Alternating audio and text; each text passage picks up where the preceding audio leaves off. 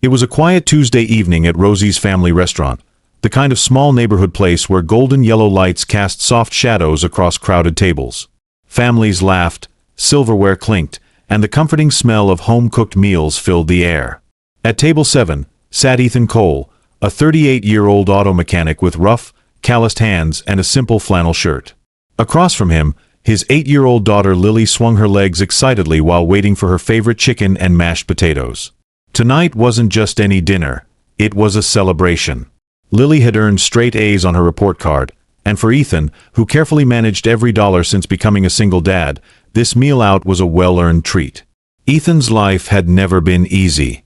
After losing his wife Sarah in a car accident 4 years ago, he had promised himself one thing, that Lily would never grow up feeling unloved or unsupported. Every small moment, like this dinner, was his way of keeping that promise. Their waitress, Anna Martinez, a 26-year-old nursing student, greeted them warmly. She had been working at Rosie's for months, balancing late-night shifts with her studies. Anna had that rare kind of kindness, the kind customers remembered. Especially kids. Lily adored her right away. But not everyone that evening had the same respect. At table 12, a group of construction workers had been drinking since they sat down. Their laughter grew louder, their jokes nastier. Crude remarks toward Anna made her smile falter. Each time she approached, her shoulders stiffened just a little more. Ethan noticed. He always noticed. Years of reading people, customers in his auto shop, neighbors who needed help, had sharpened his instincts. Lily noticed too.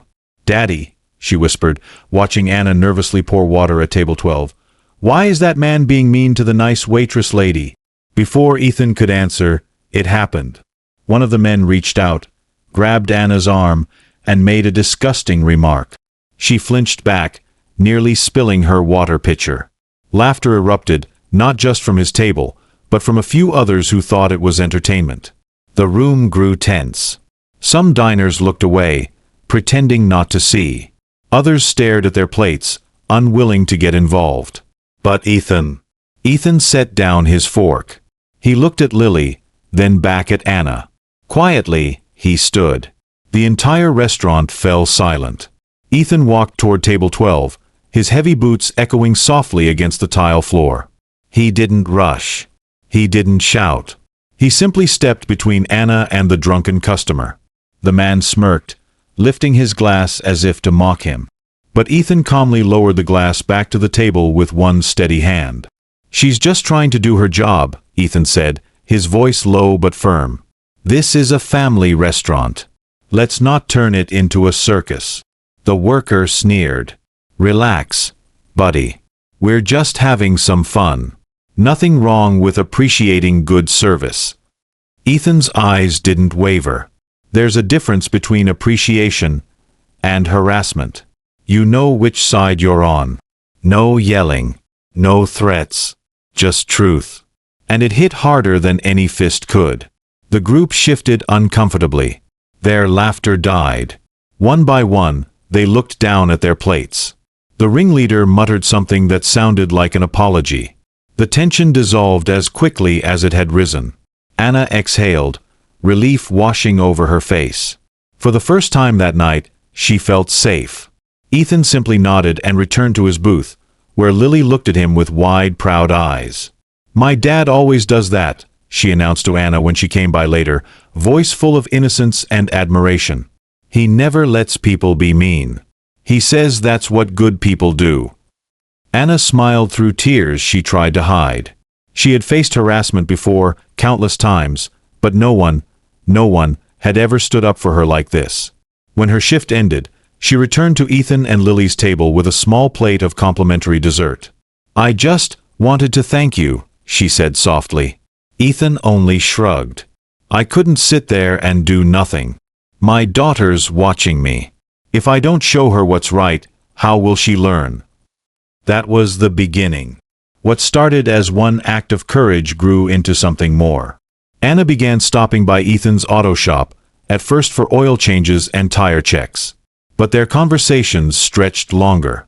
Lily would show Anna her school projects, and Anna would listen like she truly cared. Slowly, the three of them formed a routine. shared dinners, homework nights, movie marathons with popcorn on the couch.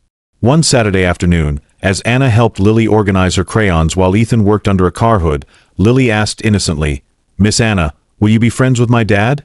He doesn't have many friends. And I like you." Anna smiled. "Sweetie, I'm already friends with both of you. That's what friends do. They show up. They help each other."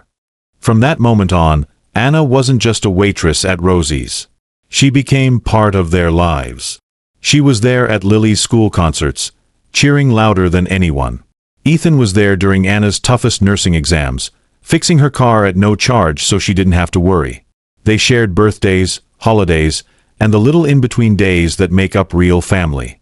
Their bond didn't come with dramatic romance or grand gestures. It came with consistency, with kindness, with the quiet courage to show up again and again. One year after that night at Rosie's, the restaurant hung a framed photograph of Ethan, Lily, and Anna smiling together in their favorite booth. For the staff, they weren't just regulars. They were a reminder of what community looks like when people choose to care. Ethan never sought attention for what he did that night. To him, it wasn't heroic. It was simple, necessary. But for Anna, for Lily, and for every diner who witnessed it, his actions proved something important. Sometimes heroes don't wear capes. Sometimes they just stand up when it matters most.